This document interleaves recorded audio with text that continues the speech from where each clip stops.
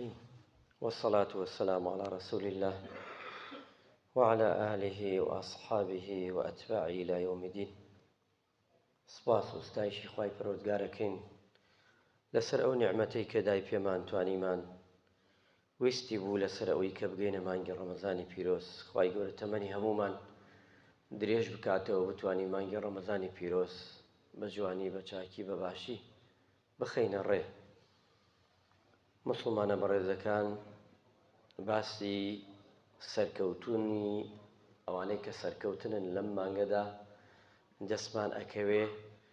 چەند خاڵێکمان لە خزمەتی ئێوە باس کرد، ئەمڕۆ بە پشتیوانی پەروەردگار تەواوی دەکەین. وتمان سەرکەوتن لەسەر ڕیا، واتە تووشی ڕیا نابین ئینشاءالله تەعالا، و ئەمە دەرسێکە لە ڕەمەزان وەری دەگرین، دوای ڕەمەزانش ئینشاءالله بەردەوام بین لەسەری. دووەمیان وتمان سەرکەوتن لەسەر شەیتان، چونکە شەیتانەکان بەسراونەتەوە و ئینسانی موسڵمان لە ڕەمەزانە بەقووەتە. سێهەمیان وتمان لەسەر شەهوات، چونکە وتمان ڕۆژوگرتن شەهوەتی بەشەر دائەگرێ و مسەیتەرە بێ بەسەریدا و ئەتوانێ سەرکەوتوو بێ. چوارەمیان انتصارات على الشح والبخل، ڕەزیلی و دەستنوقاندن. کەمێکمان باس کرد، بەڵام کاتەکە دەرفەتی نەدا و تەواوی دەکەین ئینشاءالله لەگەڵ ئەوەکانی تر. خوای پەروەردگار طبعا ئەفەرمێ: أعوذ بالله من الشيطان الرجيم وأنفقوا خيرا لأنفسكم ومن يوق شح نفسه فأولئك هم المفلحون. إياكم والشح، واتا خوای پەروەردگار داوامان لێکا بەردەوام خێر و سەدەقە و چاکە بکەین، ئیتر لە پارا بێ، لە قسا بێ، لە ئاکارا بێ،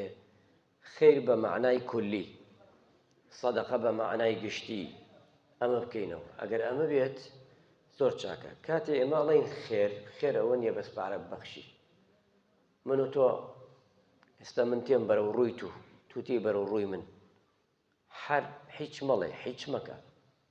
بەس دەمچاوت بزەی خەنینەی تیا بێ، تەبەسومک فی وەجهی ئەخیکە سەدەقە. هەر خۆی لە خۆیان خێرە، هەر خۆی دەمچاوت مژدەی خۆشی بێ خێرە، وشەیەکی شیرین لە سەرزارت دەرەچێ خێرە. یاران دێی ئەو گەنجانە خەریکنە لەوێ، دوعای خێران بکە، بژێ دەستان خۆش بێ، دەشتان ساک بێ. مسڵمانەکە بینی کارێکی خێرەکە، دوعای خێری بۆ بکە، دەست خۆشێکی لێ بکە. خۆمانەیەکی تێ چێیکی تێ ناچێ بەخوا، بەس خۆشە، چونکە ئەو تەژیع بێ، و ئەو تەژیعەش تۆ سەبەبی، چونکە تو تەژیعت کرد، بەردەوامە بێ لەسەر ئەو خێرە و ئەو سەدەقە و ئەو چاکە. ئەمانە هەتا ئەگاتە ئەوەی کە پارەیەکە بەخشی، هەمووی خێرە. چی لە دەمچاو گەشە و خۆشیەکەوە، لە قسەیەکی جوانەوە، لە گفتارێکی جوانەوە، هەتا ئەگاتە ئەوەی کە پارە لە گرفانتا دەرەکەی، هەمووی خێرە. چونکە ئەوانەی لە پێشی ئێمە دەرچوونە وا بوونە، تیا چوونە عەفو، ڕەزیل بوونە، چاوچونۆک بوونە، حەسیدی یەکتریان بردووە، حەزیان کردە ملی یەکتری بشکێ، حەزیان لە خێری یەکتری نەکردووە، زوڵمیان لە یەکتری کردووە، یەکتریان بچڕاندووە، خراپە و خراپەکاریان کردووە. ئەمانە گشتی قەومان و گەلانی پێشی ئێمەیە. پێغەمبەری خوا صلی الله علیه وسلم ئاماژەی پێکا بێ وریا بن، چونکە بێ ئینسانی وریا، ئینسانی مسلمان زۆر وریا بێ. السەخی قریب من الله، قریب من الجنة، قریب من الناس. سەخاوەت نێزگەلەکێ لە خوا، لە بەهەشت، لە خەڵک. بعید من النار، دوورە لە ئاگر سەخاوەت. والبخيل بعيد من الله، من الجنة ومن الناس ومن النار. واتا أمجا أم دورة، بخيل بعيد من الله وبعيد من الجنة، عكسي كشيء يعني سخيك لخوا لجنة وهروها لخلق ولا آجر دورة بلا ما كان يزقى، أم عكسي وين. والجاهل لجاهل سخي أحب إلى الله تعالى من عابد بخيل. جاهلك سخيبه نزانك سخيبه لا إخوة، مدام سخية لا إخوان يزكترا لعابدك كالرزيلة. أما في غمر إخوة فرمي عليه الصلاة والسلام، ها تماشا هيك چۆنە؟ چکەوا نەزانین ئێمە واتە بە جوملەی ئەم حەدیسە هەمووی کۆ بکەینەوە سەخی لای خوا خۆشەویستە و نێزکشە ئەوەشی کە چاکە لەوە نێزکە بەڵام ئەگەر ئەوە نەبێ چونکە سەخاوت لە هەموو شتێکۆ گوتمان لە پێشدا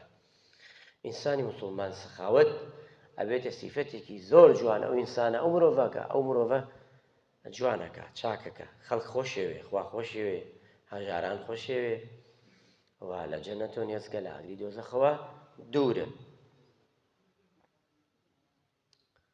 یەکێکی تر لەوانەی کە سەرەکەوین ئیمانداران لەسەر زبان ئێستا چەندێ حەسابەکەین بۆ زبانمان چەندێ زۆر بەڵام پێشی ڕەمەزان و دوای ڕەمەزان فرحەساب ناکەین بۆ زبانمان چونکە هەموو قسەیە دێتە سەر زاربانە ئەڵێ بەڵام لە ڕەمەزانە ڕیقابەیە خێنە سەری هەر کەسێ بە ئەندازەی ئیمانەکەی خۆی چەنە ئیمانی بە قووەت بێت چەنە ئیمانی بەرز بێتەوە زیاتر وریای زبانی وێ چونکە زبانی ڕاست بوو ئیمانشی ڕاستە ئیمانی ڕاست بوو زبانی ڕاستە زبانشی ڕاست بوو کرداری ڕاستە ئەمە نیشانەیە پێغەمبەری خوا فەرمی عەلەیهی سەڵات وەسەلام چونکە لە قیامەتا خەڵکێکن عیبادەتێکی زۆریان هەیە بەڵام بە بۆنەی ئەم زبانەیانەوە گشتی ئەدەنە ئاوا گشتی ئەڕوا هیچی نامێنێ چونکە پێغەمبەری خوا وتێتی پێمان ئاگاداری کردینەتەوە بە تایبەتی ئومەتەکەی ئەبێ وریابن کۆمەڵی خەڵکەی لە قیامەتا عیبادەتیان زۆر هەیە فەکانە هەباء منثورا عیبادەتیان زۆرە بەس هەوایەک دێ ئەیبا هەمووی ئەبا هیچیان نامێنێ فەرموویانەی پێغەمبەری خواوانە چێت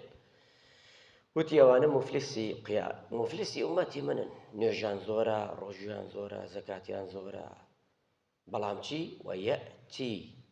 ئەمجا چی من أمتي من يأتي يوم القيامة بصلاة وصيام وزكاة أماني زورة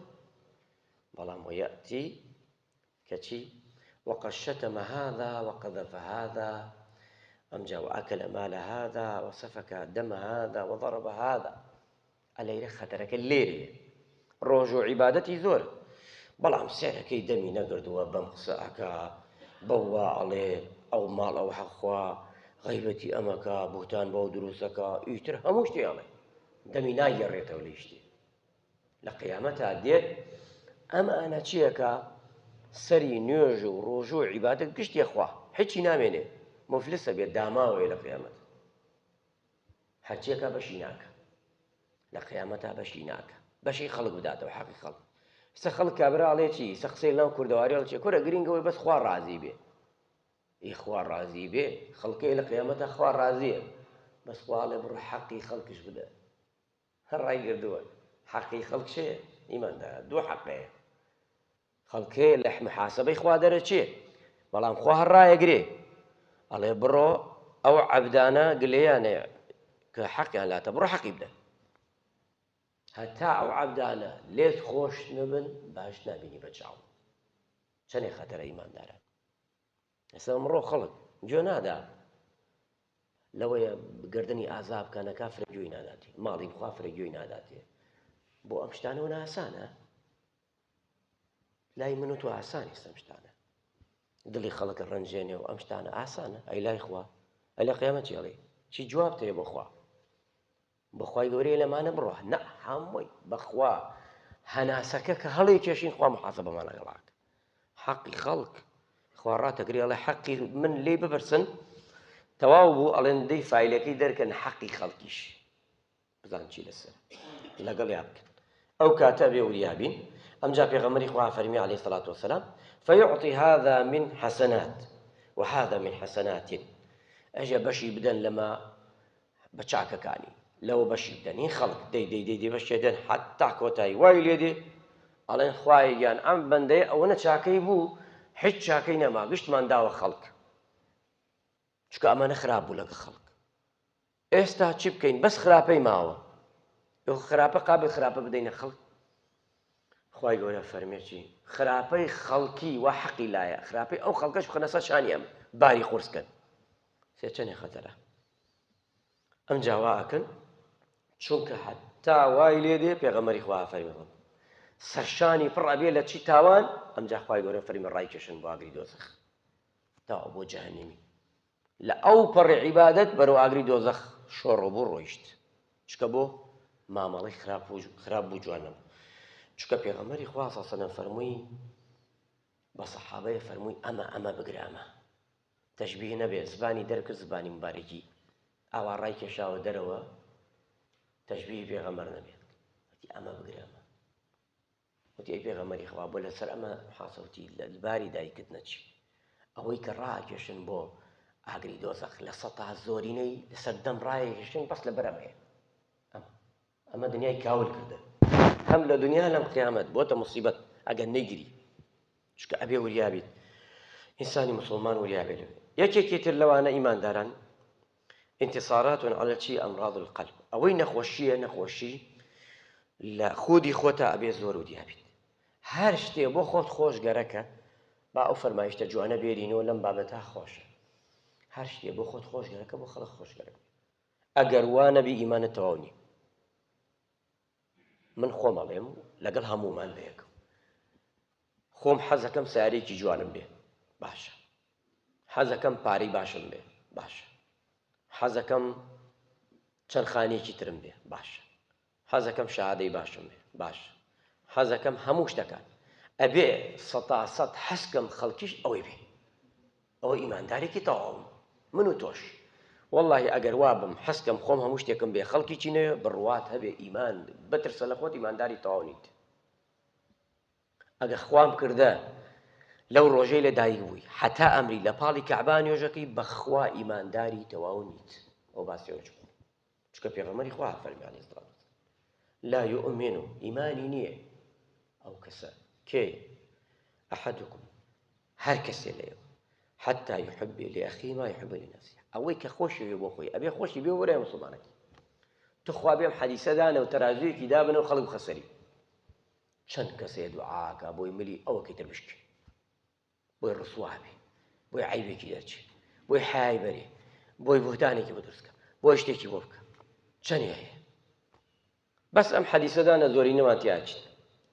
چونکە ئێمە ئیماندارن ئەبێ ئەو حەدیس و ئایەتانە وەخ خۆی جێبەجێ بە کردار نەک بەس بە وشە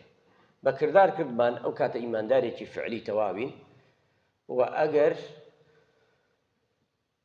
ئەگەر ئەبینە موسڵمانێکیشی تەواو چارەکێ بوو چەند دقەیە ئەمجا فەرمێ پێغەمبەری خوا سەڵلەڵاهو عەلەیهی وسەلەم وریابن دوو شتەیە لە ناوتانە ئوممەتەکانی تری لە ناو داوە ئێوەش لە ناوەدە کەسێک قژێکی زۆری هەیە بۆ ئەوی بیبن جوانی کەینۆ چی لێکەین ئەبێن تەراشە جوانێکی ئەتەوێت دینەکەی تۆ ئەتەوێت تەراشنەوێ یعنی کلکوگوێی بکەی پێغەمبەری خوا فەرمێ وریابە هەندێک کارەیە کلکوێی دین دەکا دینەکەت کلکوگوێەکە پێغەمبەری خوا فەرمێ سەڵلەڵاهو عەلەیهی وسەلەم ئەڵێ ئومەتانی پێشی ئەوە خوای گەورە هەندێک نەخۆشی خستە ناوێن بەڵام وریابن لەو نەخۆشانە چی الحەسەد والبغض ئەم دوانە زۆر خەتەرە حەسوودی قین بغض قیناوی ئەم دوانە زۆر خەتەرە بغض چیەکە دینەکە دەتاشێ باشە وەک ئەوەی کابرایەکە بێ بۆ لای حەلاق جوان تەراشێ دینەکە چیەکە تاشێ جوان بێت ئەمە پێغەمبەری گیانە فەرمی عەلەیهی سەڵاتو وای لێەکە ئینسان زۆر تووشی خراپە دەبێ بۆ نوێی دوو حاڵەتەوە ئێستا زۆرینەی خەڵک تووشی ئەمە هاتووە سەدا ئەڵڵاهومە مەگەر خوا ڕەحمی لێ بکە زۆرینەی خەڵک حەسوودە دەری نابڕێ بەڵام دیارە حەسوودە حەز ناکا